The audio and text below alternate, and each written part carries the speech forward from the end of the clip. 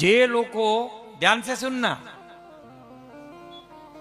જે લોકો જ્યોતિષને હંબક સમજે છે, ધ્યાન से सुनना, જે લોકો જ્યોતિષને એમ કહે જ્યોતિષ હંબક છે, આમાં કાંઈ હોય નહીં, આ કુંડળીઓ ખોટી જોવે છે, આ આમ છે, આ તેમ છે, જ્યોતિષ પ્રત્યે જેને જો કે શ્રદ્ધા રાખવાની જ્યોતિષમાં જરૂર નથી, જ્યોતિષમાં કોઈને શ્રદ્ધા રાખવાની જરૂર નથી, જ્યોતિષ કોઈ ચમત્કાર નથી, ये ध्यान से सुन लेना।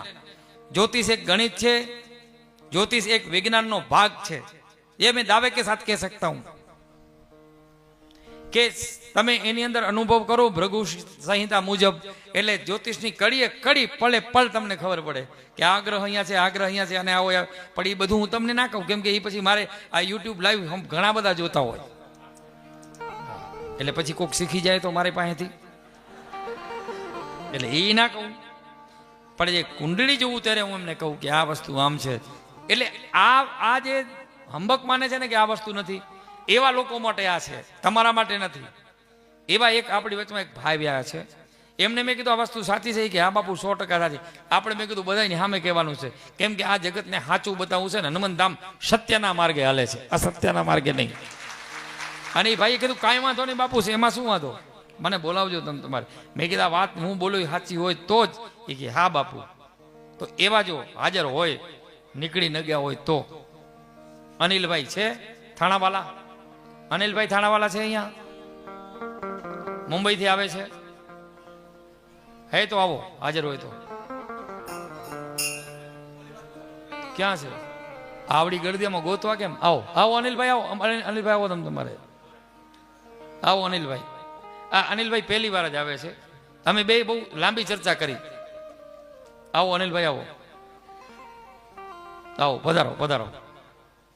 અનિલભાઈ કુંડળી ક્યાં ગઈ તમારી, રૂમે મૂકી આવ્યા છો? ઘર નથી, રૂમ છે આપણો, વાંધો નહીં, મેં લખી રાખ્યું છે। અનિલભાઈ મને કુંડળી આપી, મને એક બાપુ આ કુંડળી, મેં કુંડળી જોઈ, મેં કીધું અનિલભાઈ યસ હોય તો જ હા પાડજો, ના પાડજો, આપણે કાંઈ એવું નથી, પણ આ જગતને સાચી વસ્તુ કેવી છે આપણે। અનિલભાઈ મને કુંડળી દીધી, મેં કુંડળી જોઈ, મેં બધું લખીને રાખ્યું।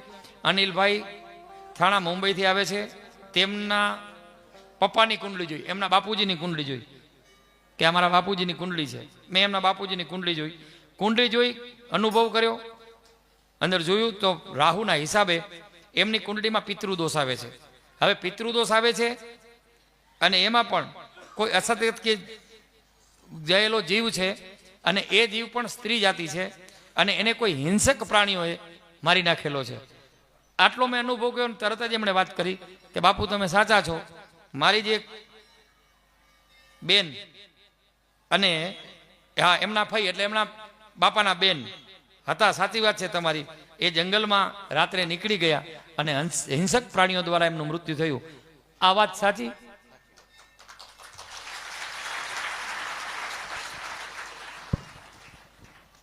જય સિયારામ। બાપુ જે સરળ શબ્દોમાં ને સરળ ભાષામાં જે વાત કીધી એ લગભગ બધાને ગળે ઉતરી જાય ને, અહીંયા જે પ્રવચનમાં બી જે એમના સત્સંગમાં બોલેરા એ લગભગ બધાના ગળે ઉતરી જાય એવા શબ્દો હોય ને। આ કુંડળીમાં જે કીધું એ લગભગ એટલે આ વાત તો 46-47 વર્ષ પહેલાંની છે, જ્યારે હું લગભગ એકાદ 6 મહિનાનો કે એકાદ વર્ષનો હોઈશ। અમારા ફઈ હતા જે આમ થઈ ગયું હતું, અને ત્યારે એટલી સાધનો નહોતા, એટલે ગામના બધા ભેગા થઈ 15 દિવસ બધાએ ટ્રેક્ટર ને ગાડા ને કાઢીને સીમમાં ને બધે ગયા હતા ગોતવા, 15 દિવસનું રાશન લઈને બધું ખાવા પીવાનું ને। તો હવે એ સદગતે કે જેમ થયા હશે એમ તો જંગલમાં નીકળી ગયા હતા, તો માનસિક અસંતુલન હતું એમને, તો એમના લીધે આ થયું હતું। તો હવે આ બાપુએ કીધું એટલે એ બધી સાચી ઘટના છે, 46 વર્ષ પહેલાની, હા 46-47 વર્ષ પહેલાની વાત છે।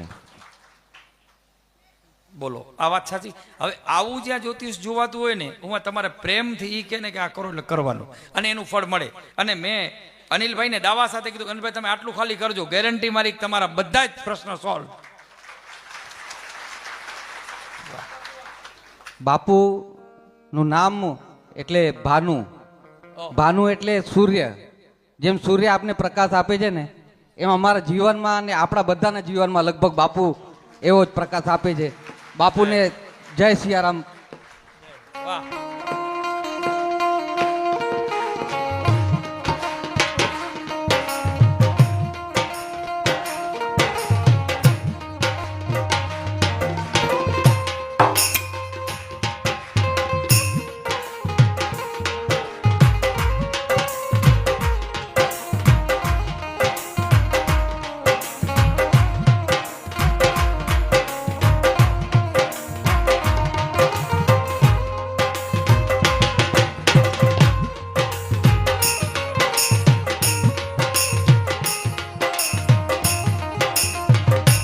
कभी प्यासे को